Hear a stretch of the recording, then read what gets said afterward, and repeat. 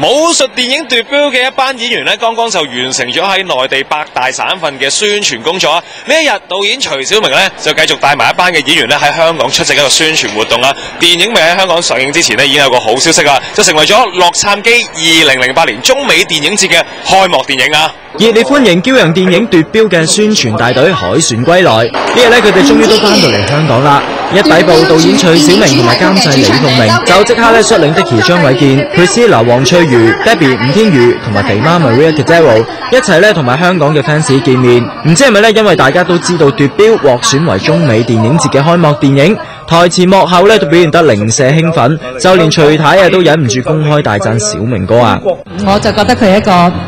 同我合作得，我覺得我幾滿意佢嘅導演啊！好滿意，咁啊啱唔啱啊？導演，多謝，佢從來唔會講㗎嚇，多謝多謝。小明哥咧唔單止係一個出色同埋嚴謹嘅導演，仲係咧名副其實嘅武林高手。呢日咧佢就親身示範木人樁，一展咧徐大俠嘅風采。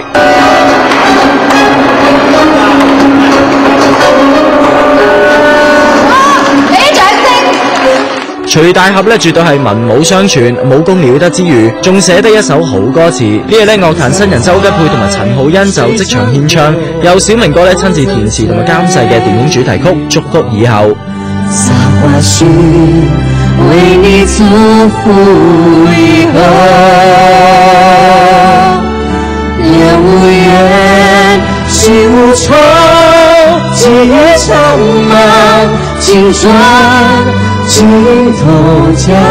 家園聚首。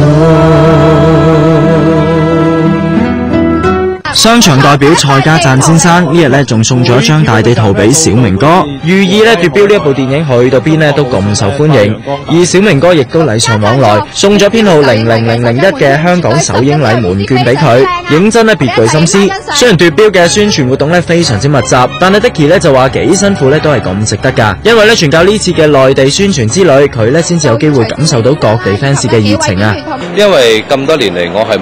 有好多地方係冇去過，同佢哋搞過任何活動啊，咁今次可以見到佢哋啦，咁然後就亦都係另外一樣嘢咧，我覺得係好開心嘅，就係奪標可以成為中美電影節入圍到，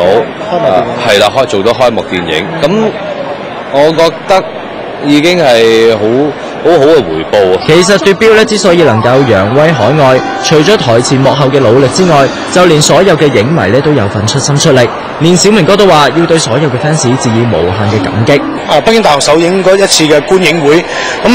引起咗即刻好多嘅輿論啊，咁同埋網上嘅評論啊，咁呢件事咧就即係觸發到個主席，咁好關心呢部戲，咁即刻將個片咧帶俾評委，俾佢成個評委嘅個組織睇完之後，過幾日就打電話俾我，問我係咪可以將呢部戲作為佢哋嘅開幕電影。咁我當然好榮幸啦，咁好開心啦。既然係咁嘅情況，亦都好多謝大會同埋有關嘅評審啦，即係咁睇得起呢部戲。